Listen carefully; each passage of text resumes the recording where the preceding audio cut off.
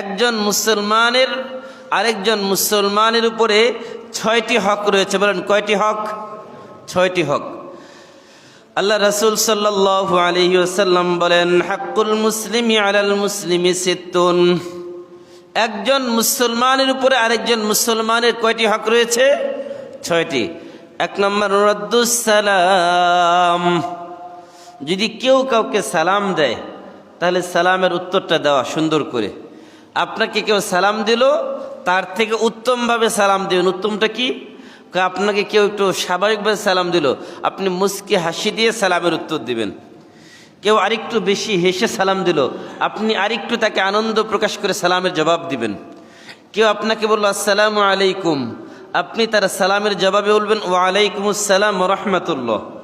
কেউ আপনাকে বলল আসসালামু আলাইকুম ওয়া রাহমাতুল্লাহ, তাহলে আপনি সালামের জবাব দিবেন ওয়ালাইকুম আসসালাম ওয়া রাহমাতুল্লাহি ওয়া বারাকাতুহু। কেউ আপনাকে বলল আসসালামু আলাইকুম ওয়া রাহমাতুল্লাহি ওয়া বারাকাতুহু, আপনি বললেন ওয়া আলাইকা। মানে এখন তো সব শেষ করে দিছেন, রহমত শান্তি বরকত সব শেষ, এখন তো আর বাড়ানোর কোনো সুযোগ নাই। এই জন্য আপনি বলবেন ওয়া আলাইকা। তার অর্থ হচ্ছে আপনি আমার জন্য যে দোয়া করেছেন, আল্লাহ আপনার জন্য এই দোয়াগুলো কবুল করে। বলেন আমিন। তো সালামের সুন্নত পদ্ধতি হচ্ছে এটা। কেউ যদি কাউকে সালাম দেয় তাহলে সে কি ছোট হয়ে যায়? কি বলেন, ছোট হয়ে যায়? আমাদের সমাজে আমরা কেউ কাউকে সালাম দিতে চাই না। মুরব্বীদেরকে এখন ছেলেরা সালাম দিতে জানে না। ছেলেরা ভাবে যে আহারে আমি তো এখন বড় হয়ে গেছি, এখন মুরব্বীদের সালাম দেওয়ার কি দরকার। যুবক বন্ধুরা, ছোট ভাইরা আমার, মুরব্বীদেরকে বেশি বেশি সালাম দিতে হবে।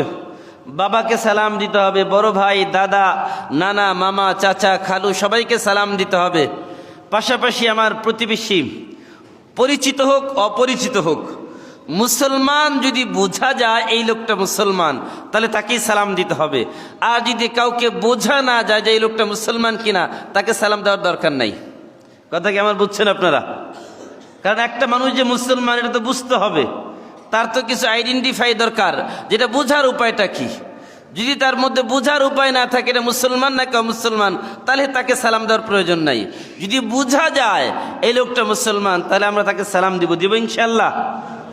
এবার যারা আমার বাবা সমতুল্য মুরব্বী বাবা যারা, তাদেরকে বলছি, আপনারা আপনাদের সন্তানদেরকে সালাম দিবেন, নাতিদেরকে সালাম দিবেন। কেন দিবেন? শিখানোর জন্য, তাদেরকে শিখানোর জন্য আপনারা দিবেন। যে তারা আপনার সালাম একদিন যখন দিবেন হেসে দিবে, দ্বিতীয় দিন দিবেন ভাববে, তৃতীয় দিন চিন্তা করবে যে না না, আমার দাদা তো প্রতিদিন আমাকে সালাম দেয়, তার মানে চতুর্থ দিন থেকে সে নিজে আপনাকে সালাম দেওয়ার প্র্যাকটিস করবে। এই জন্য মুরব্বীদেরকে বলবো, ছোটদেরকে সালাম শিখানোর জন্য সালাম দিবেন। আর যারা যুবক ভাই আছো, বন্ধু আর সন্তান সমতুল্য ছোট ভাইরাম, তাদেরকে বলবো বড়দেরকে সম্মান করে সালাম দিতে হবে। তো সালাম দিলে কি লাভ?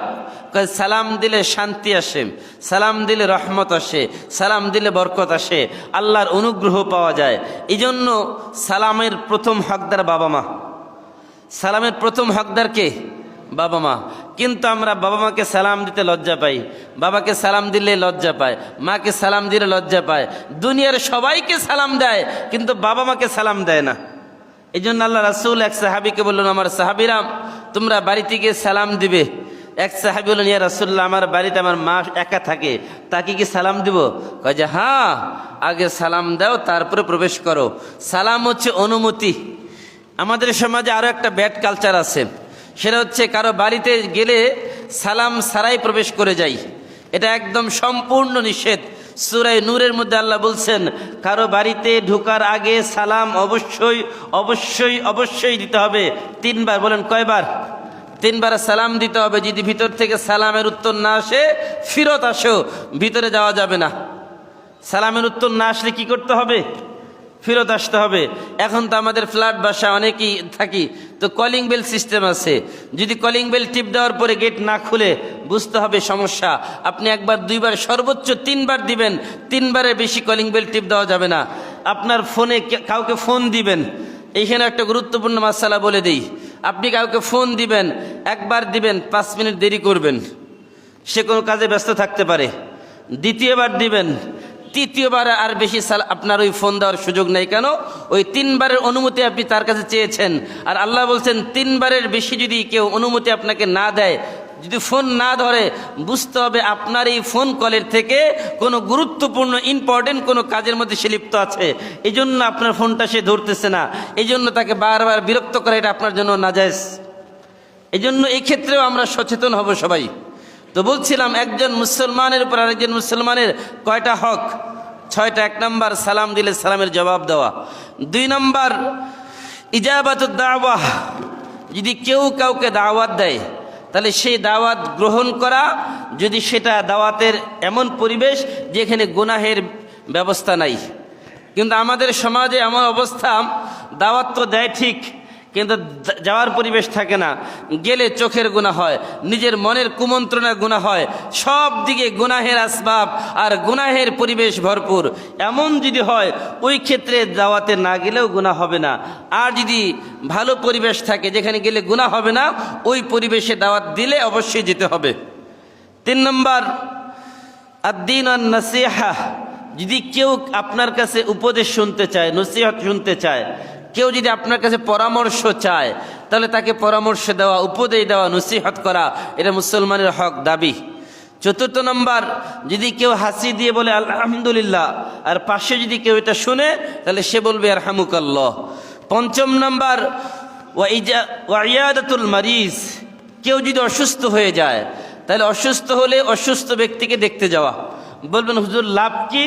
আল্লাহর হাবিব বলেন, যদি কেউ কোনো অসুস্থ ব্যক্তিকে সকালবেলা দেখতে যায়, তাহলে আল্লাহর 70,000 রহমতের ফেরেশতা সন্ধ্যা পর্যন্ত আল্লাহর কাছে ওই ব্যক্তির জন্য গুনাহ মাফের দোয়া করতে থাকবে। সুবহানাল্লাহ। যদি সন্ধ্যার পরে কেউ কোনো রোগীকে দেখতে যায়, খোঁজ খবর নেয়, তাহলে আল্লাহ পাক রব্বুল আলামিনের 70,000 রহমতের ফেরেশতা ফজর পর্যন্ত আপনার জন্য আল্লাহর কাছে গুনাহ মাফের দোয়া করবে। যদি গুনাহ মাফের দোয়া করে ফেরেশতারা, আল্লাহ গুনাহ মাফ করবেন না করবেন না? 6 নম্বর, যদি আপনার প্রতিবেশী কেউ মারা যায়, তাহলে ওই প্রতিবেশীর জানাজায় অংশগ্রহণ করা, এটা তার অধিকার, তার হক। এখন বলবেন হুজুর জানাজায় গেলে আমার লাভ কি? আপনার লাভ হচ্ছে, আল্লাহ রাসূল বলেন, কেউ যদি কারো জানাজায় যায়, যে জানাজায় অংশগ্রহণ করলো, আল্লাহ পাক রব্বুল আলামিন তাকে 1 উহুদ পাহাড় সম পরিমাণ নেকি দান করবেন। যদি এই লোকটা জানাজার সালাত আদায় করার পরে যদি দাফন পর্যন্ত একসাথে থাকে, মাটি দিয়ে ফেরত আসে, আল্লাহ তাকে 2 উহুদ সম পরিমাণ নেকি দান করবেন। লাভ আছে না নাই? সব জায়গায় লাভ। তো নিজের লাভ আছে সব জায়গায়। এই জন্য একজন মুসলমানের উপর আরেকজন মুসলমানের কয়টা অধিকার আছে বলেন সবাই? 6টা। এই 6টা অধিকার যদি আমরা পালন করি, তাহলে দেখা যাবে অনেক সমস্যার সমাধান হয়ে গেছে। তাহলে আপনার প্রতিবেশীর হক আদায় হবে, বড়রা ছোটদেরকে স্নেহ করবে, ছোটরা বড়দেরকে সম্মান করবে, শ্রদ্ধা করবে। এগুলো সমাজ থেকে আজকে উঠে গেছে।